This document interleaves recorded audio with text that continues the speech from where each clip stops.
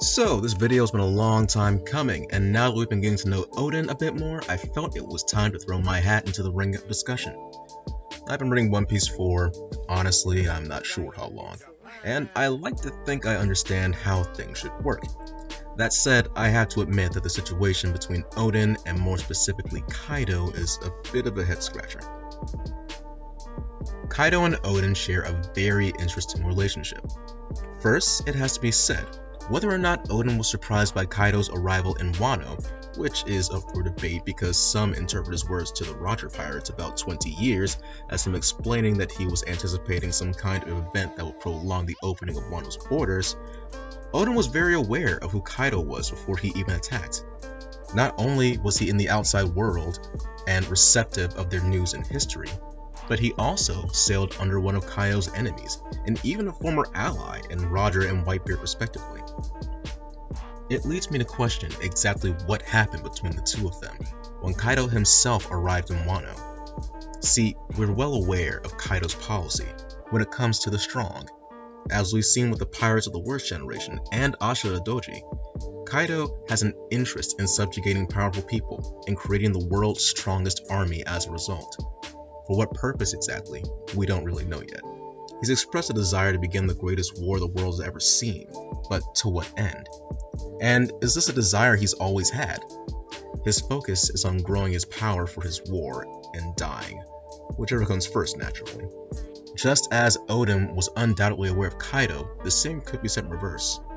I can't imagine that Kaido would be at all eager to kill such a powerful man and potential ally, even if doing so would allow him to control the Wano country. What kind of deal must Orochi have made with Kaido to provoke such willingness? I mean, let's be real.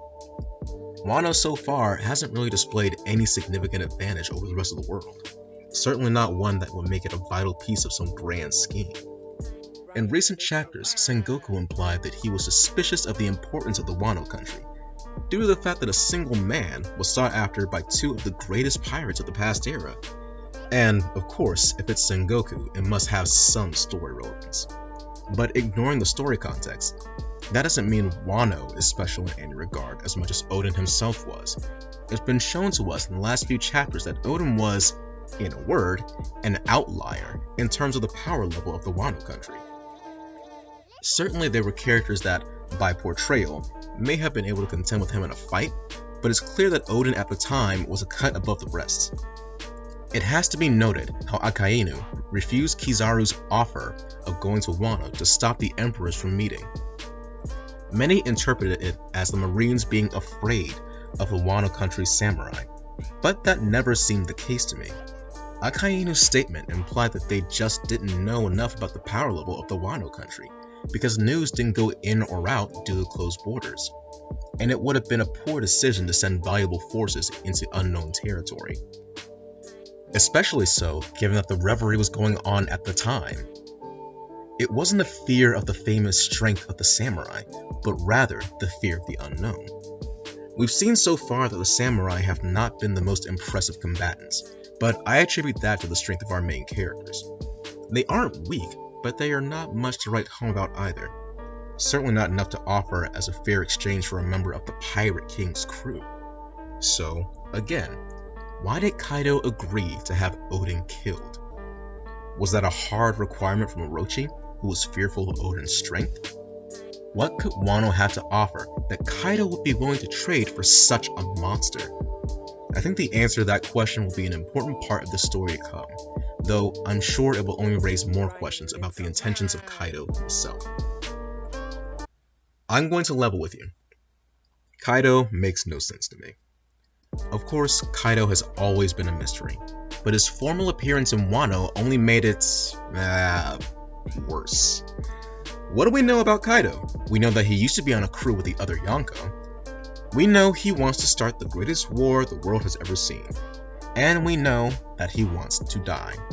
It's that last one that puzzles me. Kaido, as stated by the narrator, and as he himself implied, is trying to die. However, that proves to be far more difficult than you'd imagine. If his otherworldly durability was a result of his haki, he could just turn it off. If it were a result of his ridiculous physical prowess, he could still be stabbed. If it were a result of his devil fruit, why would it still be active in his human form? He is not Big Mom, someone stated to have an abnormal body whose durability is tied to her mental state, and we're led to believe that even Big Mom would die if she fell into the sea. Now, I know I'm not the first one to come up with this theory, but the very first panel where Kaido was shown in Wano immediately bothered me, and the hype that it brought was intense. But my first thought was, that doesn't make sense. I hope Oda proves me wrong about this. But as it stands, the idea of Kaido being a devil fruit user is a massive oversight, contradictory to his prior characterization. What does transforming into a dragon have to do with blades shattering against your skin when your power is inactive? We know that Kaido isn't invincible or without pain, as he complained of a headache after falling from the Sky Island and was rendered sober from letting Luffy attack him. He certainly takes damage. If he takes damage, it means he's affected by the world around him. So, why doesn't he just drown himself? Kaido is suicidal. We know this from his introduction, and it was a crucial part of laying the groundwork for his character. If Kaido was just ridiculously strong, and that was the reason he couldn't be killed at his various executions, fine. I could accept that with some suspension of disbelief. But then we come to the part where he was noted as having sank prison ships that he was on. He sank ships that he was captive in. Why didn't he drown? Heck, why doesn't he just drown himself? A devil fruit user, no matter how powerful, experiences a decrease in power, exhaustion, and loss of buoyancy when they're in any standing water. They cannot swim. If Kaido is a devil fruit user, and if he is suicidal, why can't he drown himself? What's more, why has he only ever received one scar throughout all of his years? Kaido cannot be a devil fruit user and actively be trying to find a way to die. I mean, unless he's such a massive idiot the idea never occurred to him. So, what if he isn't a devil fruit user after all? Yeah, I know. But that's honestly how I felt when he showed up in Wano. He can turn into a dragon, sure. But that being the result of a devil fruit flies in the face of his characterization. Rather than that, it makes more sense if he's a dragon to begin with, and just has the ability to turn into a human because shapeshifting is a classic dragon ability. There is some supporting evidence to this theory. The fact that we've never seen an artificial devil fruit be the product of another devil fruit. The fact that Luffy was immediately downed by blunt force when we couldn't see any haki being used, which implies the use of Sea Stone in Kaido's club, while Kaido himself wasn't weakened. Not to mention that immediately after that we're shown that Sea Stone is majorly mined and refined into weapons in Wano. And the fact that Big Mom, someone who both knows Kaido well and prides herself on having all the races of the world in one place, refers to Kaido as a thing. Of course, we know from Ryuma's backstory that you aren't invincible by virtue of being a dragon, and we know that Kaido was scarred once before. So, why has he been unscarred for 20 years? The immortality surgery. In that case, it would have had to happen after Kaido's confrontation with Oden.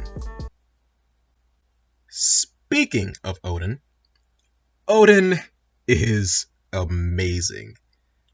I'm sure we all know about this by now, but his backstory reads like the exploits of a Greek demigod. He walks around like he thinks he owns the world and expects the world to comply. He's a 10-foot tall, obnoxious jerk, and even if you don't like him, you have to respect him.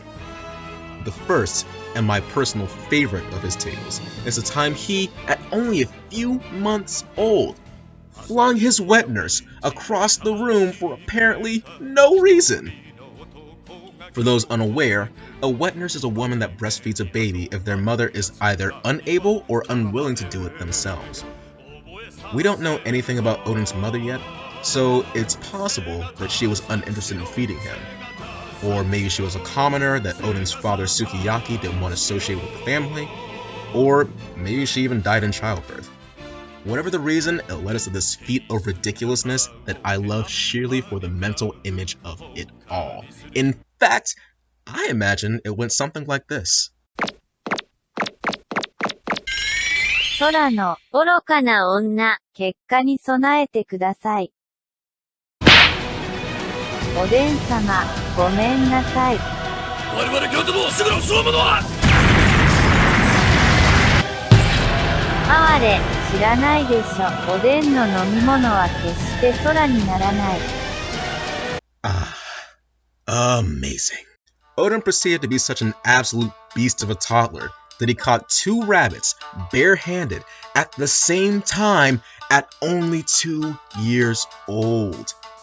At age 4, he was lifting boulders and crushing bears. At age 6, he must have taken a bath in testosterone because he started using his father's money to go to the capital's brothels, which, in real life, gross, in fiction, ridiculous and hilarious. At age 8, he was getting into drunken fights with the local yakuza, and after a year of that, they finally banned him from their casino. Now, if you were banned from a casino, what would you do? If your answer was, find another casino, or take it as a sign to stop gambling with dangerous people, clearly you'd be wrong. This 9-year-old decided to burn down the casino and start a one-man war with a group of literal samurai mobsters. After a year of that and trying to kill someone, his own father, the shogun, couldn't keep him out of prison any longer, and at age 10, Oden was sentenced to hard labor in the stone quarry. That is, he was, until he proved to be so impressive that he was running the mine that he was imprisoned in. After that, Wano's capital experienced a drought, so 14-year-old Oden decided, I'm just gonna turn the whole freaking river onto the city, so no more water problems, right? Wrong. He was too good at doing that and ended up flooding the city. He was ordered to be sent to prison again, but this time he ran for it and holed up in a temple in the mountains. You'd think he calmed down after that, right? He, at 15, decided there weren't enough women around in the mountains, snuck back down to the capital every night, and charmed the wives and daughters of the people in the capital to run away with him into the temple, where he formed a harem. 15! He pissed off the husbands, parents, and samurais so much that they went after him again, and he fought them all single-handedly in what became known as the Harem Revolt.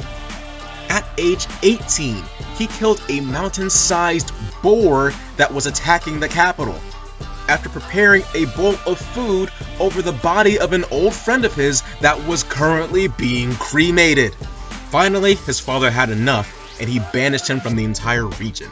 Oden, Chad that he is, didn't take it to heart though, instead choosing to set out on his own journey through the country, collecting several followers based on nothing but his ridiculous charisma and general insanity, and finally, single-handedly defeated and took over an entire region of dangerous cutthroat villains, a region that even Oden's own father declared a lost cause and subjugated everyone there in a single night. And here we are. Oden is the very symbol of insanity. But nothing he's shown so far should imply he could have done what he did to Kaido. Kaido's one and only scar came from Oden. And as fantastic as he is, I have a hard time believing that it was because he was just that strong. I mean, think about it. We know that Kaido then was weaker than he is now, but even so, what sense does it make that Oden of all people was the only one to ever scar Kaido, when we know Kaido's been in conflict with people stronger than Oden in the last 20 years? Or am I expected to believe that at the time of the battle, Oden was stronger than the other powerhouses of the time that we know had fought Kaido? I mean, Garp? I'll allow that as a possibility, but do you really think that at the time, Oden was stronger than Whitebeard? Stronger than Big Mom? Stronger than Gold D. Roger himself? I find that incredibly hard to believe. Let's take it a step further. Kaido is stronger now than he was in the past, but so is everyone else.